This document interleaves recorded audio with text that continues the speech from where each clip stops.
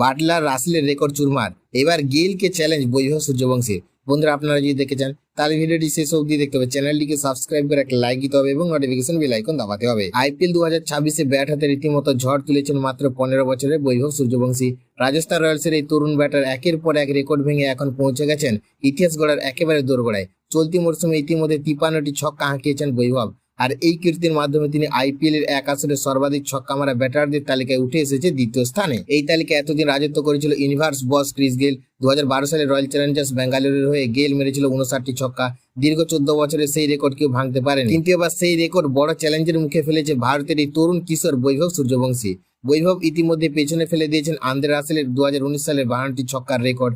এছাড়াও গেইলের 2013 সালে 51টি এবং জস বাটলারের 2022 সালে 45টি ছক্কার নজির ভেঙে দিয়েছেন তিনি। এখন ইতিহাস গড়তে বৈভবের দরকার মাত্র 7টি ছক্কা।